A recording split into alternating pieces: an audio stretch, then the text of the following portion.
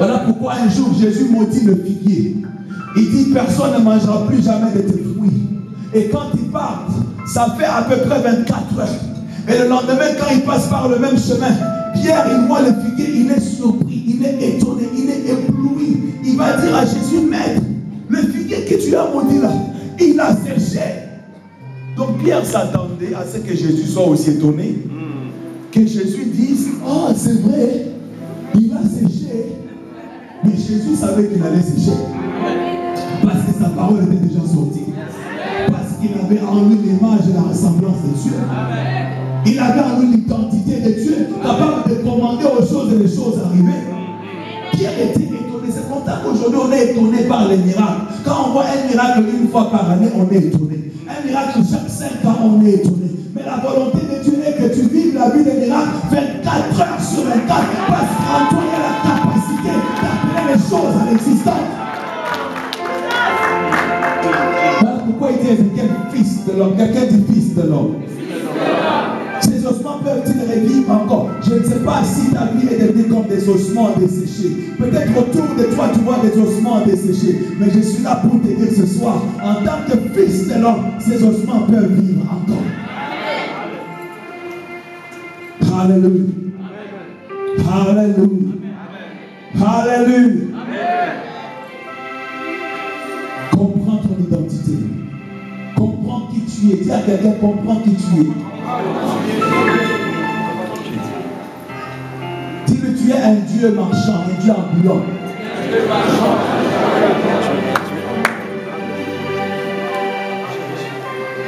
Je vais vous dire une chose et puis je vais donner le micro à l'homme de Dieu. La Bible dit, là c'est Pierre qui parle, il dit, vous au contraire, vous êtes une race élue. Ça c'est 1 Pierre chapitre 2 verset 9. Vous au contraire, vous êtes une race élue. Quelqu'un dit une race élue. Ça veut dire que comme tu es là, tu n'es pas n'importe qui. Oh, tu ne comprends pas ce que je veux dire. Je dis comme tu es là, tu n'es pas n'importe qui. Tu es quelqu'un que Dieu a choisi par sa propre volonté. Dieu dans sa souveraineté, il a mis son doigt sur toi. Yes. Et il t'a élu. Yes. Il t'a choisi. Yes. Tu es un élu de Dieu. Tu es un choisi de Dieu. Du milieu de ta famille, il t'a choisi. Du milieu de ton village, il t'a choisi.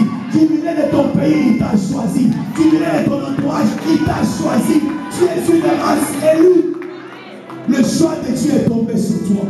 Voilà pourquoi Jésus a dit, ce n'est pas vous qui m'avez choisi, mais c'est moi qui vous ai choisi et je vous ai établi afin que vous alliez, que vous portez du fruit et que votre fruit demeure. Lève ta main, je suis une race élue. Le choix de Dieu est tombé sur toi. Alléluia. J'ai dit le choix de Dieu est tombé sur toi. Après il dit vous êtes un sacerdoce royal. Alléluia. Un sacerdoce royal. Alléluia. La Bible dit qu'il nous a rachetés par son sang. Et il a fait de nous un royaume de sacrificateurs pour Dieu. Ça veut dire que Dieu t'a établi comme un petit roi sur la terre. Et quel est le rôle du roi? Le rôle du roi, c'est de régner. Et comme tu es là, tu es appelé à régner sur la terre. Tu dois vivre comme un roi sur la terre. Il a fait de nous un royaume de sacrificateurs pour Dieu. Des sacrificateurs. Quelqu'un dit des sacrificateurs. Sacrificateur. D'accord, des sacrificateurs. Sacrificateur. Je vais vous expliquer brièvement qu'est-ce que ça veut dire qu'un royaume de sacrificateur. Et je vais finir par là. Parce qu'un sacrificateur sans sacrifice n'est pas sacrificateur. Je répète, un sacrificateur sans sacrifice n'est pas sacrificateur. Pour que tu sois sacrificateur, tu dois aller dans la maison de Dieu avec un sacrifice. Quelqu'un qui se présente, parce qu'on vient dans le sanctuaire, on vient dans le Saint des Saints. Comment tu viens dans le Saint des Saints, tu n'as même pas de sacrifice. Alléluia. Dis un royaume de sacrificateurs. Un royaume de sacrificateurs. Vous savez, avant que Jésus ne soit mort sur la croix, je demande, je vais finir par là. Avant que Jésus ne soit mort sur la croix, du temps de Moïse, Dieu avait ordonné que Moïse puisse construire le tabernacle. Amen. En fait, brièvement, je vais vous dire que Dieu a habité sur la terre à 4 reprises. Physiquement. La première fois que Dieu a habité sur la terre, physiquement, c'était dans le tabernacle de Moïse. Quand Moïse a construit le tabernacle, Dieu a accepté de descendre, d'envoyer sa gloire, de demeurer dans ce tabernacle-là, qu'on appelait la tente d'assignation. Alléluia. La Shekinah de Dieu a couvert le tabernacle et a marché avec eux durant tout leur voyage. Amen. La deuxième fois que Dieu a corporellement habité sur la terre, c'était dans le temple de Salomon. Quand Salomon a construit le temple et qu'il a invoqué l'Éternel, de descendre, et la présence de Dieu, la gloire de Dieu se manifeste encore jusqu'à présent. La prière de Salomon qu'il avait fait dans ce temple, que même si un étranger viendra de l'homme pour t'invoquer en ce lieu, exauce-le. Vous savez pourquoi les Juifs vont prier au mur de lamentation? Les gens vont prier. Moi, je suis allé prier au mur de lamentation. Je crois que cette prière de Salomon agit encore jusqu'à présent. Parce que la prière n'a pas de fin. Alléluia. La troisième fois que Dieu a habité sur la terre, il a habité corporellement en Christ Jésus. Quand Christ était sur la terre, Dieu, toute la divinité habitait en Jésus-Christ. Mais maintenant, la quatrième et la dernière fois, tu sais là où Dieu habite? Il habite en toi. Tu es l'adresse de Dieu sur la terre. Alléluia. Alors, je vous ramène un peu dans le temps. Dans ce temps-là, qu'est-ce qui s'est passé en fait? Quand les gens allaient dans le temple, ou encore quand les gens allaient dans la tente d'assignation pour apporter leur prière, ces gens n'avaient pas le droit d'entrer dans le Saint des Saints afin d'apporter leurs offrandes. Est-ce que vous êtes avec nous? Allô? Donne-moi un grand amen, je continue. Ils n'avaient pas le droit d'entrer dans le lieu très saint. En fait, il y avait différents lieux, différents endroits dans le tabernacle ou encore dans le temple de Salomon plus tard. Maintenant, je vais vous expliquer un peu comment ça s'est passé. J'ai besoin de quelques personnes pour vous donner un peu quelque chose d'imaginer ici, mon frère. Toi qui as bien chanté ici sous la pluie, j'aime ta chanson. Mets-toi ici. Bien aimé, qui t'appelle avec ta camarade? Merci. Je te bénisse. Tu fais un bon travail.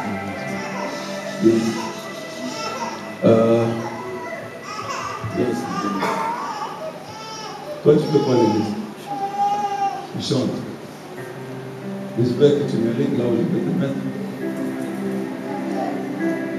D'accord.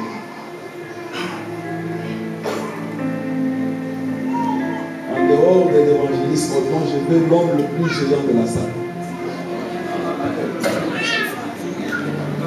Je suis pas là, je suis en train de filmer.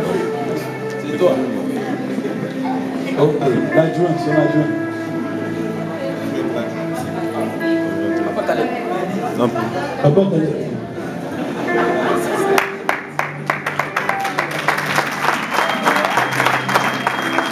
Encore lui, il est costaud en plus. Ça, il n'est pas le plus géant, mais c'est bon. Mais il est costaud. Alors maintenant, j'ai besoin de deux autres personnes. Deux autres personnes. Je veux deux femmes.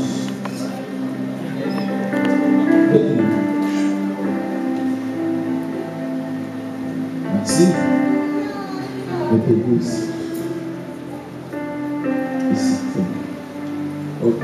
Je vais deux, trois autres personnes. Là-bas en arrière. Ok. Merci. Bravo.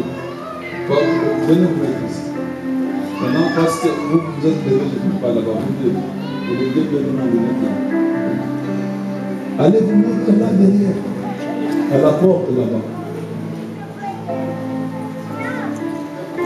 Alors, suivez-moi bien. Je suis en train de vous expliquer, ça veut dire quoi être un royaume de sacrificateurs. Alléluia. Parce que quand vous lisez dans la Bible, Nous sommes un royaume de sacrificateurs. Ça veut dire quoi? La Bible dit ceci. Voilà comment ça se passait dans le temple. Dans le temple, il y avait une place qu'on appelait le Saint de Saints. Ou encore le lieu très saint. Donc le bien-aimé ici, qui chante, il représente le lieu très saint. J'espère que tu... Il représente le lieu très saint. Amen. Et il y avait un autre lieu qu'on appelait le lieu saint. Le lieu saint, c'est ici. Lui là, il représente le lieu saint. Maintenant, entre le lieu très saint et le lieu saint, il y avait un grand voile. Papa Caleb, lui, c'est le voile. Donc, ce voile ici, il ne permettait pas aux gens qui sont dans le lieu saint, ni de voir, encore moins d'entrer dans le lieu très saint. Amen. En cet endroit, il n'y avait que des sacrificateurs, des Lévites, qui avaient le droit d'entrer ici, dans le lieu saint. Même eux n'avaient pas le droit de franchir cette barrière pour entrer dans le lieu très saint, ni de le voir. Est-ce que vous comprenez? Maintenant, ici, ces mamans représentent les enfants d'Israël. Il y avait un autre lieu qui était appelé le parvis extérieur. Dans ce parvis extérieur, tout le reste du peuple, ils avaient le droit de venir là-bas avec leurs chèvres et les moutons pour pouvoir apporter le sacrifice. Quelqu'un dit le sacrifice. C'est encore vraiment le sacrifice. Alors, maintenant, quand il a apporté ça, sauf le souverain sacrificateur, seul, il avait le droit d'entrer une seule fois par année dans le lieu très saint, afin d'offrir l'offrande à Dieu pour ses propres péchés et pour les péchés du peuple tout entier. Et il entrait là-bas avec beaucoup de précautions. On attachait une corde à son pied parce qu'on ne sait pas s'il sortirait de là vivant. Dieu pouvait le frapper là-bas et personne d'autre ne pouvait entrer pour le prendre. On devait tirer par cette corde-là afin de sortir son corps. Est-ce que vous comprenez comment les choses étaient compliquées? Vous comprenez comment les choses étaient difficiles? Donc, Dieu, assis sur son trône, il n'attendait que la prière d'un seul homme, souverain sacrificateur, une fois par année, qui devait parler pour tout le peuple. Maintenant, là, loin là-bas, ce sont des païens. Oui, là. Ce sont des païens. Eux, ils ne pouvaient même pas approcher le parvis, ni le lieu saint, et encore moins le lieu très saint. Ils sont loin de Dieu. Donc c'est là que toi et moi nous étions. Est-ce que vous comprenez? C'est là que toi et moi nous étions. Voilà pourquoi dans les temps anciens, un prophète a prophétisé. Il a dit, celui qui invoquera le nom du Seigneur sera sauvé. Parlant du Seigneur Jésus-Christ. Parce qu'en ce moment-là, pour pouvoir être sauvé, pour entrer dans la présence de Dieu, il fallait être un souverain sacrificateur. Les enfants d'Israël ne pouvaient pas, les sacrificateurs ne pouvaient pas. Maintenant, je vais demander. La Bible dit ceci. Quand Jésus devait mourir sous la croix, Jésus a été vendu au prix de 30 pièces d'argent. Par qui? Par Judas. Judas a vendu Jésus. Il l'a trahi en le vendant au prix de 30 pièces d'argent. Maintenant, quand les sacrificateurs dans le temple, ils ont reçu cet argent, et Judas est allé leur dire finalement que j'ai vendu un sang innocent. Et il voulait maintenant que ces gens reprennent leur argent.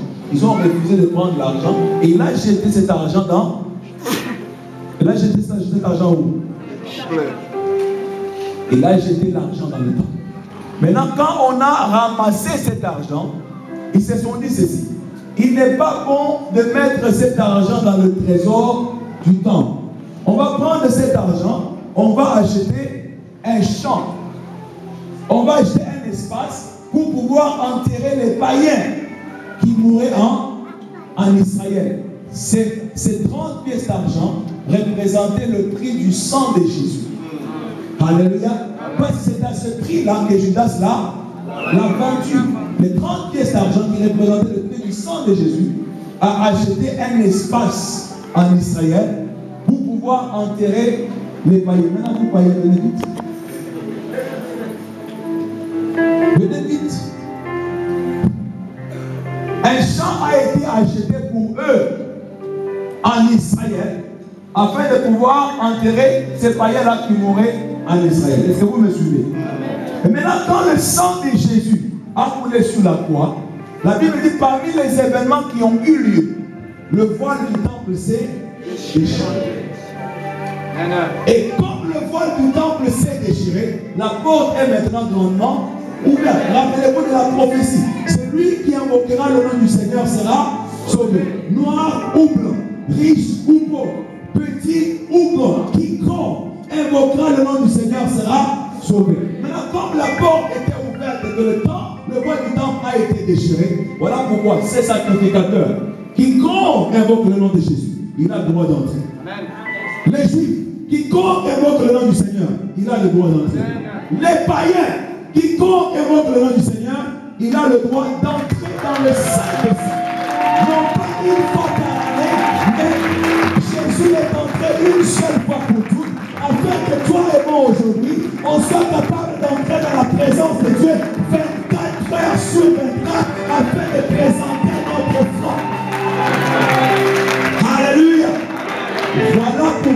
Voilà pourquoi les disciples sont allés auprès de Jésus. Ils lui ont dit, Maître, enseigne-nous à prier. Pourquoi ils lui ont demandé, enseigne-nous à prier? Parce que ces gens, c'était des Juifs. C'est des gens qui étaient habitués à la prière. C'est des gens qui connaissaient c'est quoi la prière. C'est des gens qui jeûnaient au moins 2 fois par semaine. Ils priaient au moins 3 fois par jour. Ils apportaient leur dîme dans le temple. Ils savaient c'est quoi la prière. Mais ils ont vu Jésus prier différemment. Eux, ces gens avaient appris le Dieu dont je viens de vous parler tout à l'heure. Le Dieu caché, le Dieu qui attendait la prière d'un seul homme une seule fois par année. Ils avaient appris les histoires des dieux qui terrorisaient les gens. Ils avaient appris les histoires des dieux qui tuaient les gens, qui avaient déjà ouvert la terre et englouti les gens.